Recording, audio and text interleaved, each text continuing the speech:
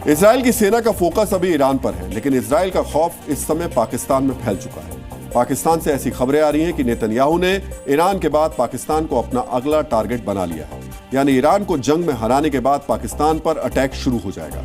इस खबर की पूरी सच्चाई समझेंगे, साथ ही ये भी जानेंगे कि कोशिश करेंगे कि मुस्लिम देशों के बीच इजराइल को टक्कर देकर खलीफा बनने की होड़ क्यों शुरू हो गई है और कैसे इजराइल वर्सेस ईरान को इजराइल वर्सेस इस्लाम में बदलने की साजिश की जा रही है। लेकिन उससे पहले आप पाकिस्तान का डर देखिए।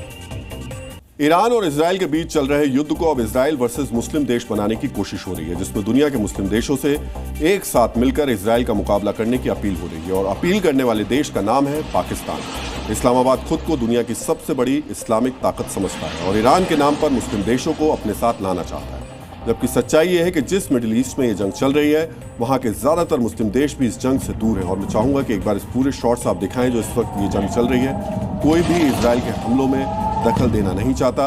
हालांकि ईरान के बॉर्डर पर मौजूद पाकिस्तान अब मुस्लिम देशों को एक करने के सपने देख रहा है। पाकिस्तान के डिफेंस मिनिस्टर ख्वाजा आसिफ ने ईरान पर हुए हमले की निंदा की और तेहरान का साथ देने का ऐलान भी किया। ख्वाजा आसिफ ने मुस्लिम देशों से कहा कि अगर वो एकजुट ना हुए तो इजराइल सबके साथ ऐसा ही करेगा। आप इस बयान का मतलब अगर ये समझ रहे हैं कि पाकिस्तान की सरकार या सेना अब इजराइल का मुकाबला करने जा रही है तो आप गलती कर रहे हैं। ये सिर्फ एक बयानबाजी है जो पाकिस्तानी जनता के सामने शहबाज सरकार खुद को नायक बनाने के लिए कर रही है। पाकिस्तान और ईरान की सीमा एक है। शहबाज शरीफ चाहें तो इजराइल के हमलों के खिलाफ ईरान की मदद कर सकते हैं, लेकिन अमेरिका के इशारों पर चलने वाला पाकिस्तान ऐसा करने की सोच भी नहीं सकता। पाकिस्तान के डिफेंस मिनिस्टर का जो बयान आपने सुना उससे 2 कदम आगे का बयान पाकिस्तानी मीडिया में चल रहा है, जहां दावे किए जा रहे हैं कि अब इजराइल के लड़ाकू विमानों और मिसाइलों का टारगेट पाकिस्तान बनने जा रहा है।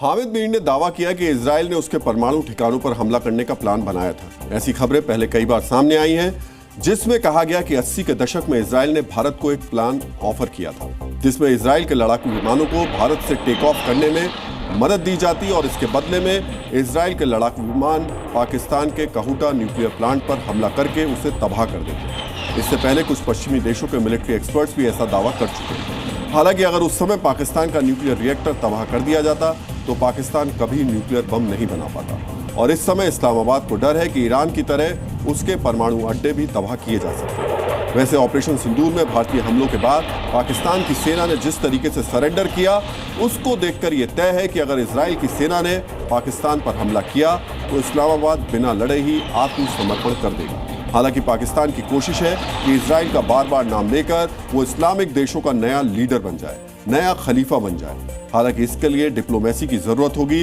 लेकिन पाकिस्तान के पास सिर्फ कटोरा पॉलिसी है, इसलिए ऐसा होने की संभावना लगभग ना के बराबर है। जी न्यूज़।